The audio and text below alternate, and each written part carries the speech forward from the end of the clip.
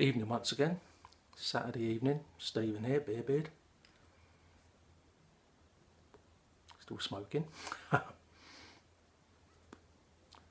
Still smoking my Dansk Club briar pipe with the filter. I'm sticking with my briars for the time being, due to what I mentioned last night with the old mouth problems. And still smoking my Gawith Hogarth Black and Brown. It's primarily Cavendish, may even be all Cavendish, I'm not sure, but it's very easy on the palate. Haven't braved my navy rolls yet. Maybe try them tomorrow.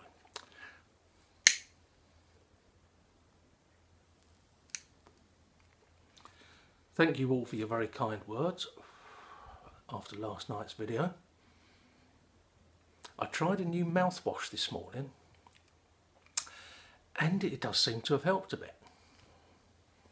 So we'll have to see how that goes.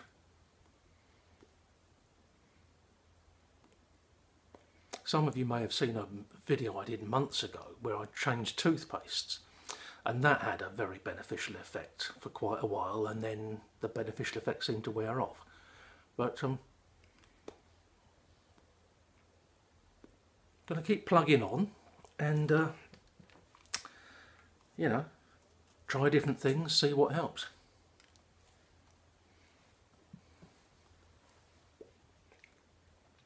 As one of you pointed out, and I was already well aware of this myself, if I've got mouth trouble, the worst thing I can actually do is mix alcohol, especially fizzy alcohol, and pipe tobacco.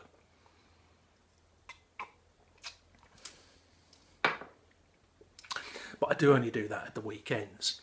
And the problem doesn't disappear midweek when I'm just, because generally what I will have is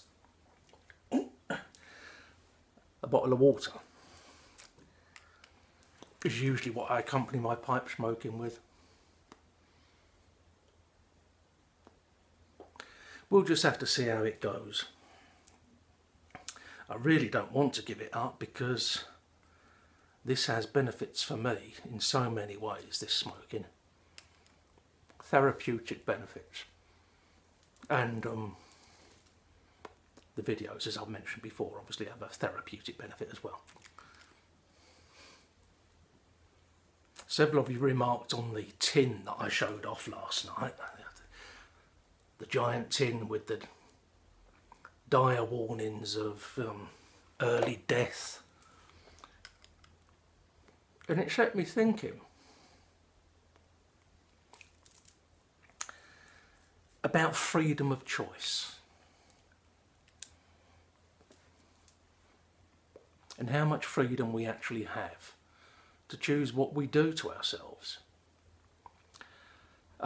In terms of legalised drugs, there aren't actually that many available. You've obviously got alcohol, you've got nicotine, you've got over-the-counter medications. Other than that, everything else is controlled. I mean, I for one am certainly in favour of legalisation of cannabis. I think it's crazy that it's illegal. I don't think it's any worse than booze, personally. And people that argue that it leads on to harder drugs, no, well, that's like saying that everybody that drinks a beer is going to then end up drinking 2 bottles of whiskey a day. It's down to personal choice and personal habit. I think cannabis possession has been very largely decriminalised in this country. The police don't generally, I think, bother prosecuting someone that they find with a small amount on them, which is obviously just for personal use. Obviously, if they uncover someone with a large growing indoors, you know, the whole setup where they're obviously running it as a commercial enterprise, then yeah, they do prosecute. But no, certainly I think cannabis should be decriminalised and legalised and taken out of the hands of the shady backstreet dealers. And I don't think it's going to do any harm. I don't think the society is going to collapse around our ears. what we have at the moment, because such things as that, which is a relatively mild high, those of you that have smoked weed will have known it's, unless you're going for these really powerful skunk, well, that's a different matter entirely. I'm talking about sort of like, you know, what I would call normal cannabis. Not something that's going to give you a psychotic episode. If it was legally available, I think it would cause less harm than certainly the trouble we have in this country with young people getting drunk on cheap booze, which is a big problem here. Another big problem here is the use of nitrous oxide. I expect it is in the States as well. I was puzzled when I walked Ziggy, where I used to park up, to find all these little silver gas canisters, the kind of things that you used to put in the old sparklet soda siphons or whatever. And I assumed that because it was the woods, people were using them because nowadays you can get like BB guns that use the little gas bottle, the little metal gas bottle, to fire them. It was only afterwards I realised, no, it's not, it's nitrous oxide. And down at the bottom of my path here is a very popular place because it's the end of a road and then there's just trees and whatever, and it's fairly tucked away. It's a very popular place for people to come and deal in substances or get up to no good.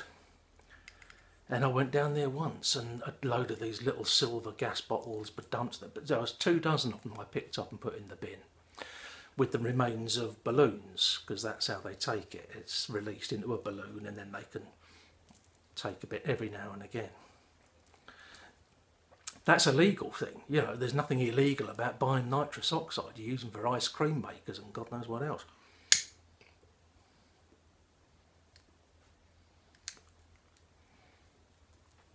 I just think we should have legally controlled cannabis access myself. There you go. Your mileage might vary. You might not approve or agree.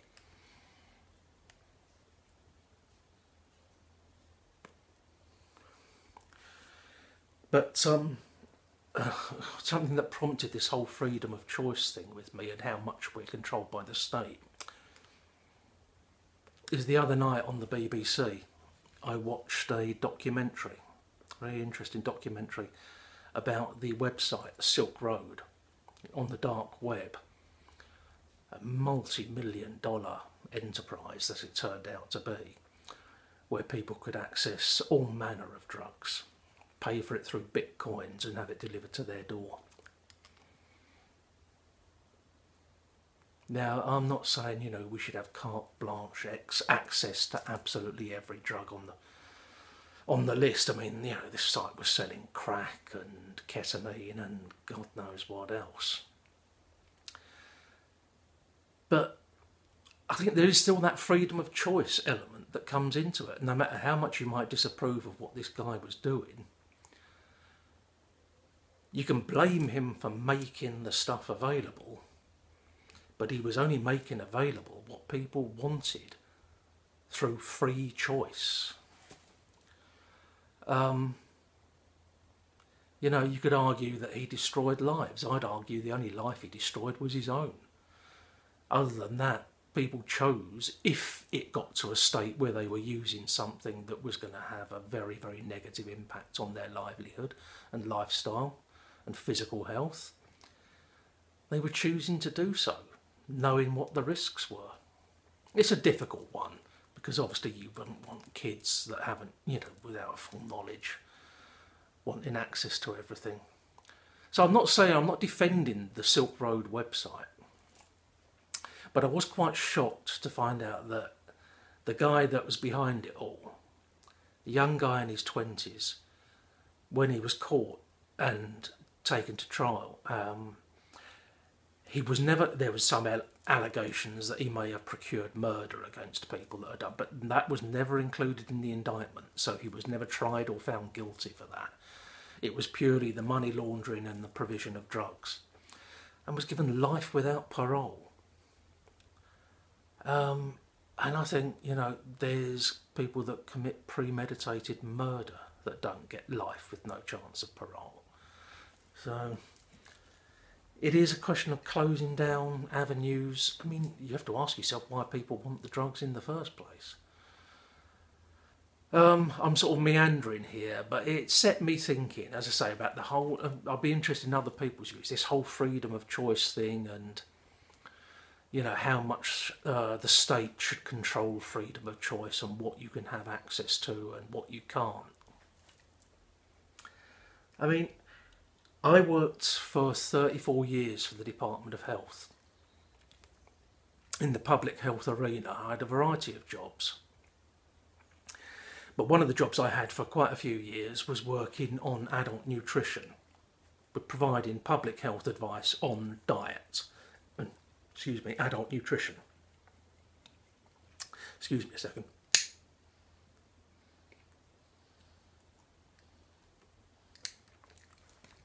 Now, I was an administrator, a pen pusher. And we had a parallel division we worked alongside, which was staffed with medics, doctors, scientists, nutritionists, the whole lot. And we were looking at the whole sort of composition of the British diet and vitamins, minerals, fat intake, the whole works, and its impact on public health. And of course, the big advice at the time was you cut down on saturated fats and you eat more fruit and veg and you cut down on alcohol, all that kind of thing. And the guy that I had to work very closely with was the medic that headed up the nutrition unit and provided the government's nutritional advice. Very senior medic. And he smoked, drank like a fish, used to stuff his face with chips and curries. And I said to him once, how do you reconcile that? You're putting out all this public health advice, you are advising the government on what people should and should not do, and look at the way, you know, what you're doing. And he said it's informed choice. I know what's bad for me, but I choose to do it nonetheless. So all we're doing, we're not forcing people to change. I mean, this is separate from the drug thing, where of course you are restricting access. But he said, we're not forcing people to change their diets, we can't. All we can do is tell them what we think is bad for them, and then they have to make an informed choice about the way they live their life. And perhaps there is some crossover into the drug element.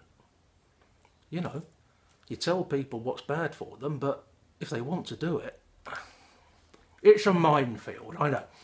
I know a lot of people are not going to agree with me. And certainly drug addiction has ruined a huge number of lives. Don't get me wrong about that. But then of course so has alcoholism and gambling.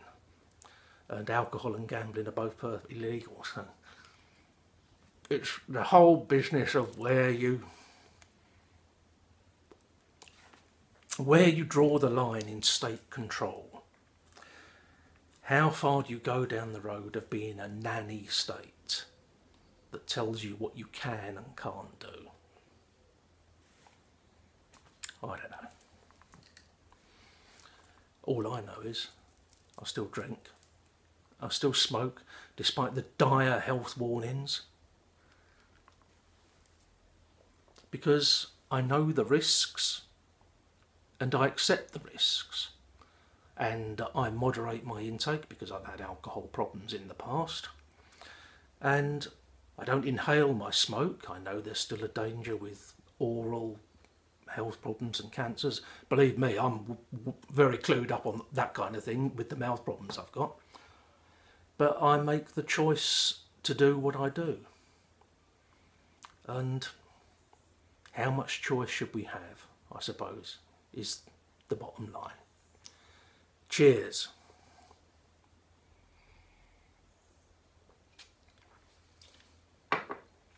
Be interested to hear what you think about the whole legalisation of cannabis, the whole state control, the whole works. It's all a rich melting pot.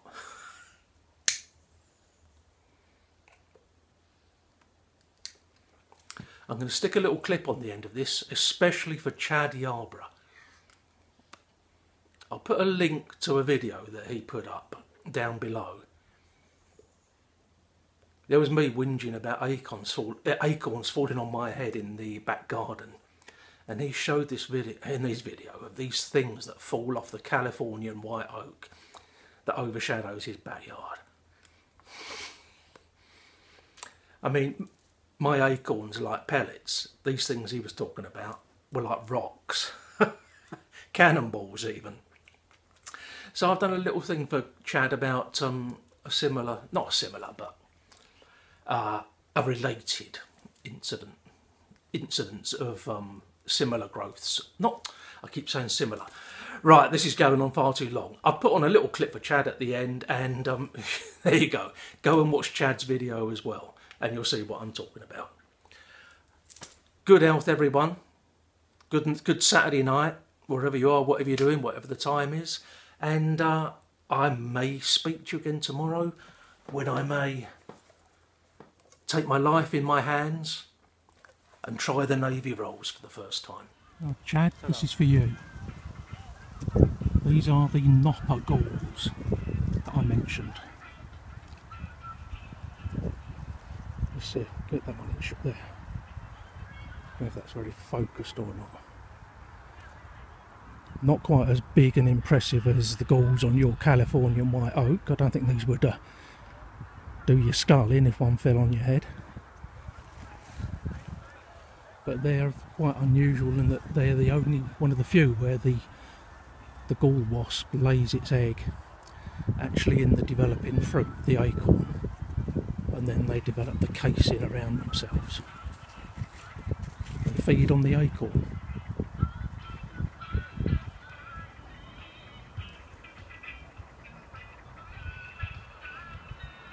So my hands are a bit unsteady.